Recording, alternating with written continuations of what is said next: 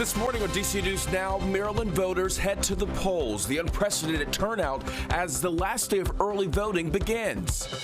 Today's forecast will not send too many shivers down your spine. Warmer temperatures reaching into the 80s this Halloween.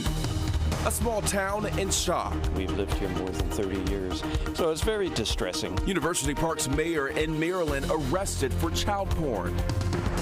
And speeding cars, leaving neighbors worried. It's only a matter of time before somebody gets hit. Plus, decades of dedication celebrated. A longtime Capitol Heights man recognized for years of service. You're watching the station covering all of the DMV. This is DC News Now. All right, well, good morning and thanks for starting your Thursday morning with us here on DC News Now. It is 6 o'clock on this Halloween. I'm Tanaya Wright. Yeah, good morning to you. I'm Corey James. Shanika is keeping down those roads. We'll get the latest in just a moment. Let's start things off with Jackie for the Halloween forecast, and it's going to be a warm one. Yeah, it will be warm out there. We're already starting off on the warmer side right now. We're seeing those 50s and 60s on the map. Look at Lexington Park. Still holding to the upper 60s right now. Currently 62 in DC. We're waking up to 54 in Leesburg, 52 in Frederick, 56 right now in Hagerstown to kickstart your Thursday. Now later on today for your Halloween afternoon, those high temperatures will climb. Talk about those highs in the lower 80s. Now this is going to be close to record warmth. The record is 85, set back in 1954 DC. So again, lower 80s for much of the area for the day today. Still going to be quite warm out there for those trick-or-treaters later on this evening. Talk about temperatures falling through the 70s. Still will be quite comfortable even by 9 p.m. So overall, really won't need that jacket this year considering temperatures in the 70s. We'll just have a bit of a breeze though, mainly out the south-southwest through the evening. And just a reminder, sunset is at 6:08 p.m. this evening. I'll have more details of the rest of that 7-day coming up. Shanika, what's the latest on those roadways this morning? All right, good morning, Jackie. Top of the 6 o'clock hour, you're seeing delays on a lot of your major roadways here. 66 heading eastbound, right between 123 and the Beltway. You are seeing a crash there. It looks like you're in the express side, so that crash there, you're seeing those flashing lights and crews on scene, but you are just really, really slow. So you're blocked again on the express side. You're able to get by, but very slowly on the regular part of that stretch. So let's look at your maps. Looking at some congestion here. This is in Prince George's County, Brandywine. Branch Avenue heading northbound. We had it blocked right near 301. There was a serious crash. That crash is now gone. You should be all good to go. You might see some residual delays.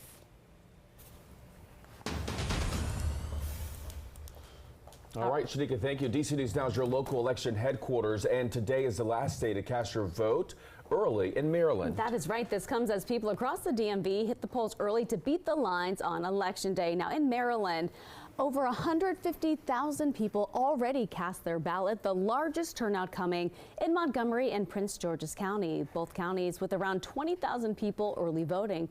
Polls in the state will be open from 7 this morning until 8 tonight. Now here's why some voters went ahead of time.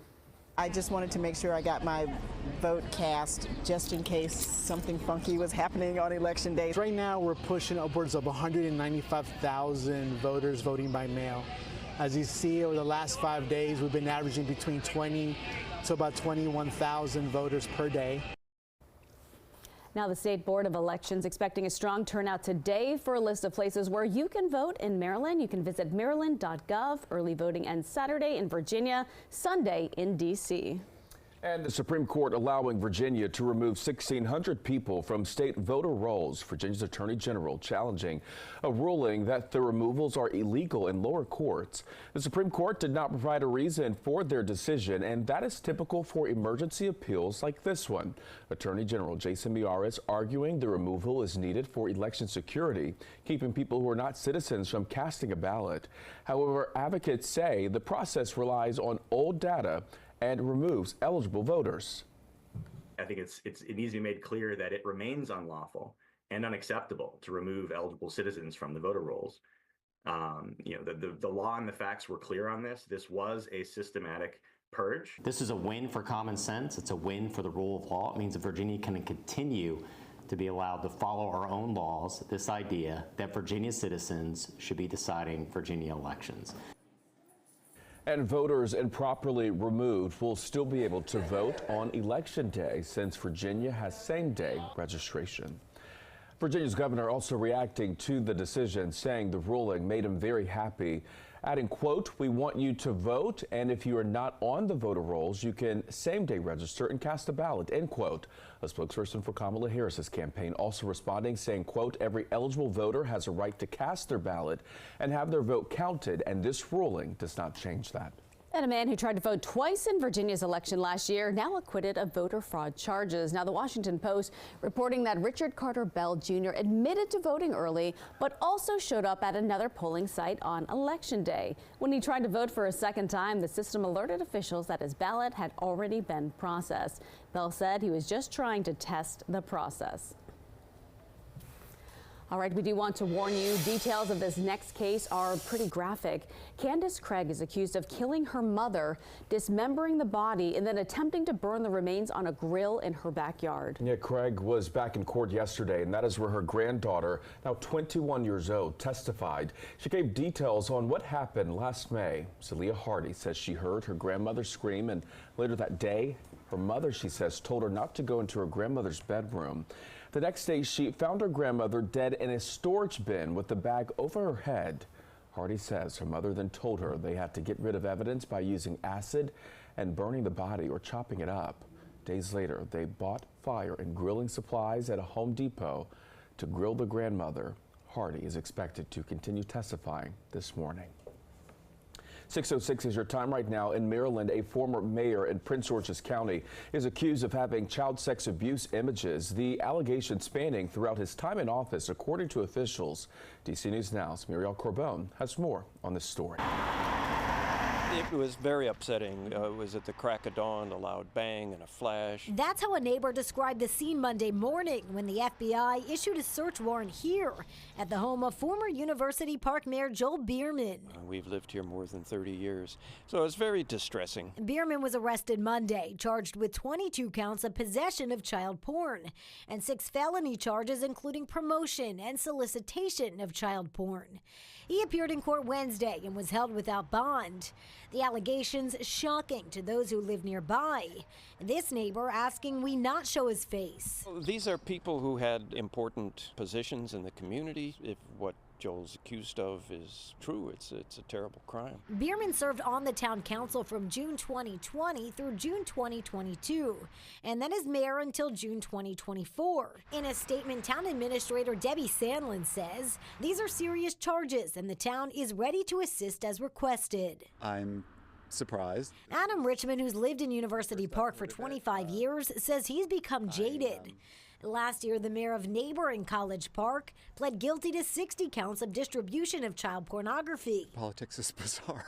To be the mayor of a small town is a thankless job, so I'm glad somebody will do it. I wish he would have gotten some sort of counseling. And we spoke with Bierman's partner briefly outside their home. He declined to go on camera, but says he is still processing what happened. Bierman's next court date is scheduled for November 27th.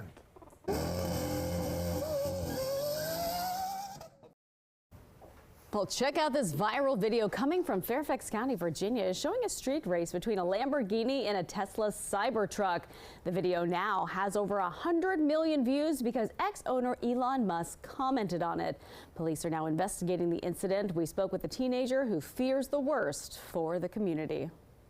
It's not an appropriate place to do it, particularly since we're trying to build Tyson's Corner as a walkable community. It's only a matter of time before somebody gets hit or killed, which will be a horrible event. Now, Fairfax County Police did not answer questions about measures to reduce street racing in a statement sent to DC News Now.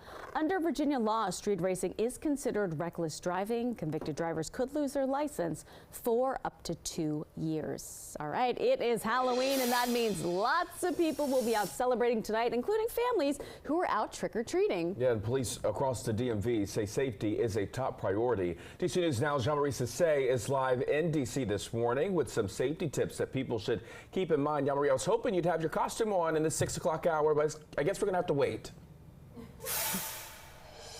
My costume is at home being ironed and prepared for tonight. So catch me tonight. You'll definitely catch my costume. But for now, it's Halloween. But as you can imagine, I'm excited. So many people across the area are excited about this tonight.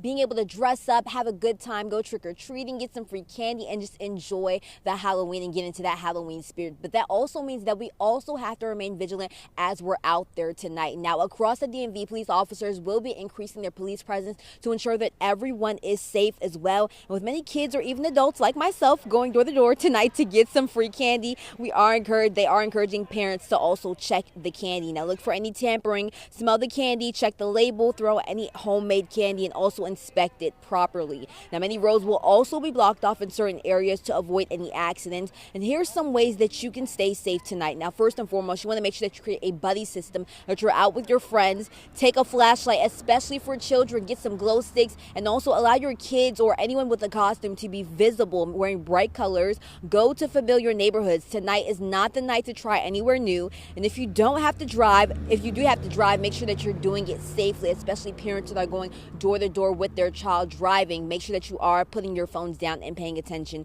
to the road. Now, parents I spoke with say they already have a plan in place to stay safe, and police are reminding adults to drink responsibly. She'll be close by to us. We'll be trick-or-treating with friends, and we're actually going to a place that I think they close off the street. We go through the candy and sort of weed out the bad stuff. If you're older and you're going to like a Halloween party or anything like that, and you're going to be drinking, to either contact a ride share to get home or have a designated driver to get home, because, you know, we want to keep our kids safe and we want to keep you safe as well.